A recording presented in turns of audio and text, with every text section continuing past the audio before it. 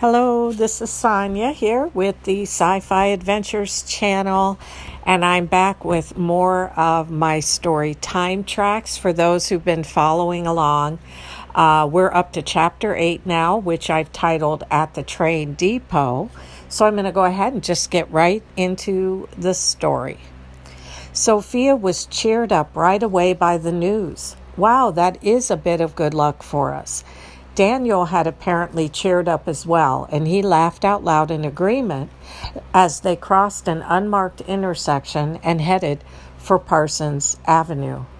The moon was now more visible in the night sky, and its silvery glow shone down on them as they walked companionably side by side down Parsons Avenue.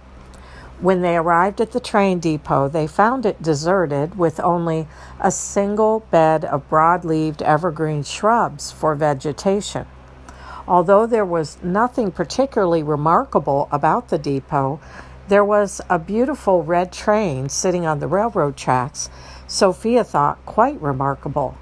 She had no idea why, but the very sight of the train filled her with an inexplicable sense of excitement and anticipation. Daniel gave the train only a passing glance, but Sophia could not seem to take her eyes off it as they made their way over to the open-air loading platform. The depot's one lone bench was unoccupied, and as she and Daniel sat down on it, they began looking around them for any signs of the time conductor.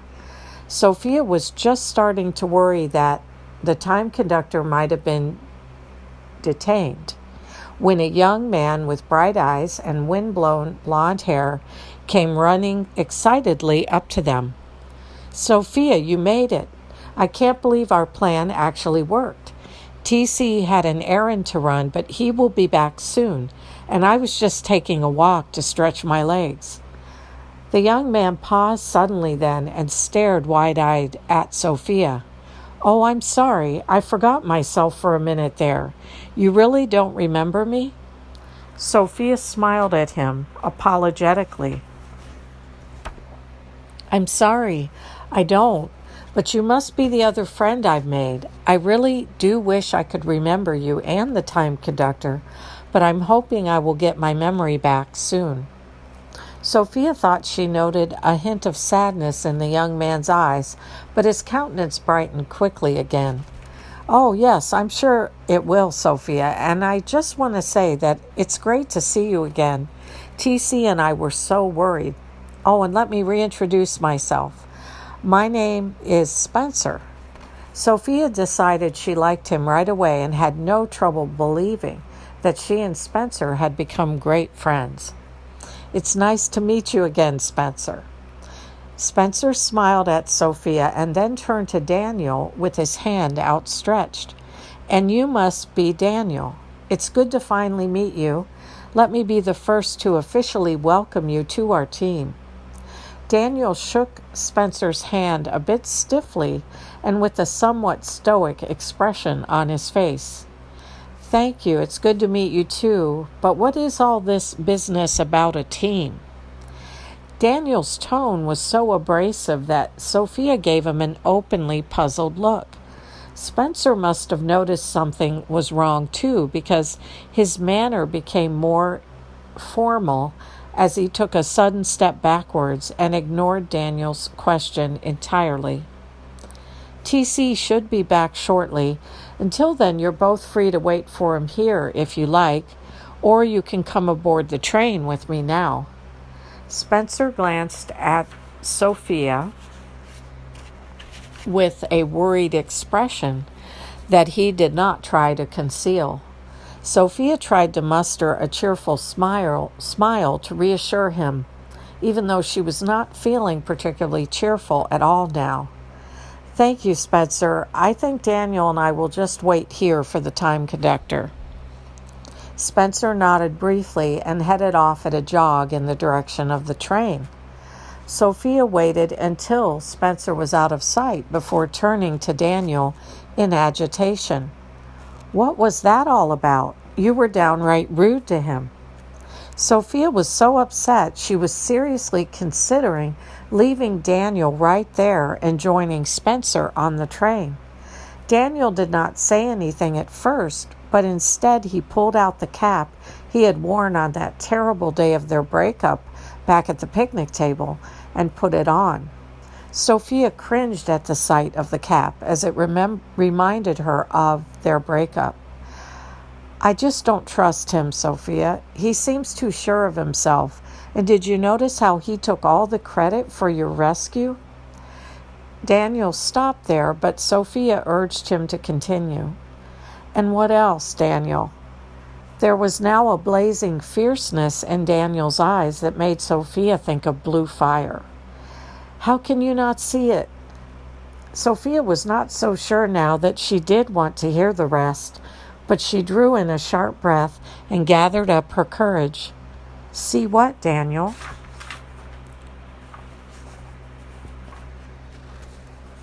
There was a heavy silence until Daniel finally spoke in a rough whisper.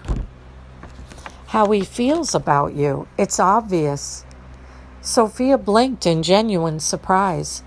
How do you think he feels about me? Because it was not obvious to me at all. I don't even remember him. What I do remember, and vividly, is that you and I are in some kind of trouble, and we only made it safely here to the train depot because of you.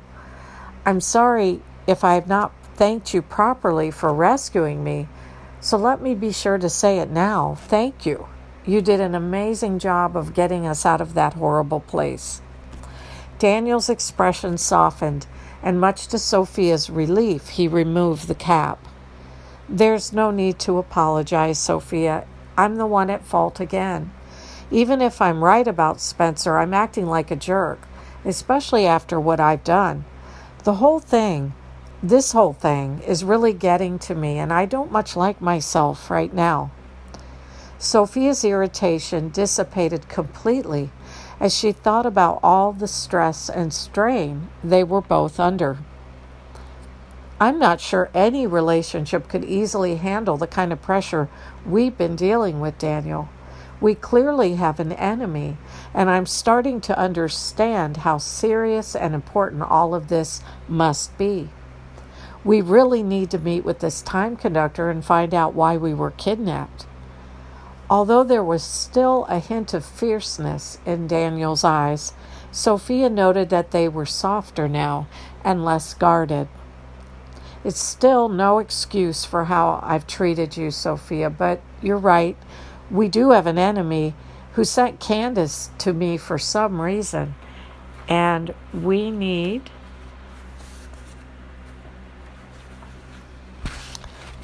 to find out why.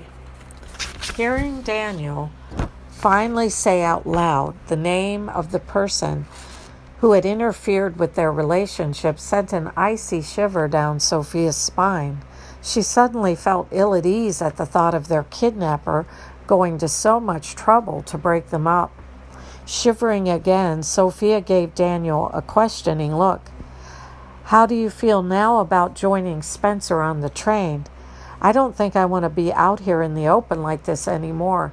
It's so dark and it's getting colder by the minute. Before answering, Daniel reached out for her hand, and this time Sophia did not withdraw it. How I feel, Sophia, is I think we've kept Spencer waiting long enough. Let's go.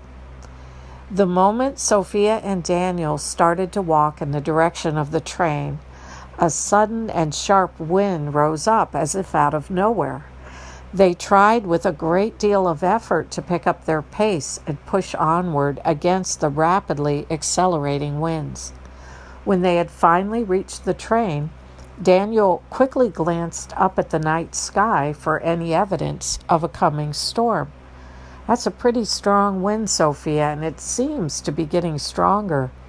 Sophia swallowed nervously and nodded in agreement. I agree, and I don't like it one bit. Do you think it could be a tornado or something? Daniel looked up at the sky again and shook his head. I don't really know. It could be, or maybe it's just that a bad storm is coming. Either way, we had better hurry up and get on the train. There were now large bundles of loose tumbleweeds rolling about, and Sophia realized with alarm that the winds had likely carried them from a great distance to the train depot. As Daniel and Sophia stood directly in front of the ladder now that led up to the high front cab of the train, Sophia did not know which was worse, her fear of heights or her fear of the fierce winds whipping all around them. Just as she worried her fears might paralyze her completely, Daniel reached out and put a reassuring hand on her shoulder. "Don't worry, Sophia, we'll be okay. We will be safe inside the train and out of this wind in no time. I know you're afraid of heights, but I promise I won't let you fall. I will hold the ladder steady for you." Daniel's encouragement helped to give her the courage that Sophia needed to start climbing the ladder, and Daniel was true to his word. The ladder remained steady as she climbed, and much to her surprise, the climb went much better than she had thought it would. Thankfully, she reached the top of the ladder without incident and stepped inside the train with a sigh of relief. The interior of the cab, although compact, was surprisingly luxurious, and Sophia spotted Spencer right away talking with someone who Sophia quickly realized must be the time conductor back from his errand. The time conductor and Spencer had their backs to Sophia and were apparently so deep in conversation they had not heard her enter the train. Glancing anxiously at the entrance to the cab, Sophia prayed a brief, silent prayer under her breath for Daniel's safety. Finally, Daniel entered the train looking disheveled and windblown. As he quickly surveyed the cab's interior, he joined Sophia and then cleared his throat loudly to get the time conductor and Spencer's attention. "Hello there, it's Daniel and Sophia. I'm not sure if either of you have noticed it yet, but there's some kind of crazy storm brewing outside." The time conductor and Spencer both stood up right away and came over to them. The time conductor beamed a big, broad smile at both of them. "It's good to see you again, Daniel. You did a great job getting you and Sophia to safety, and Spencer and I are both mighty glad you decided to join us, and..."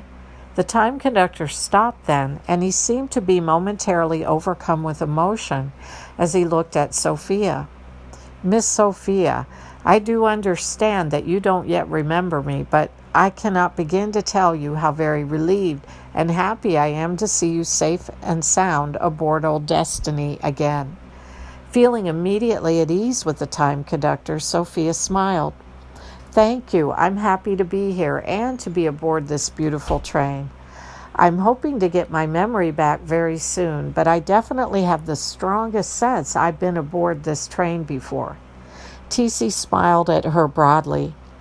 "I'm believing you will get your memory back very soon, but until then, please don't hesitate to ask me or Spencer any questions that might be on your mind. And that goes for you too, Daniel." Daniel nodded urgently then, as though he had just been waiting to speak. "Thank you for that, and I do actually have a question right away.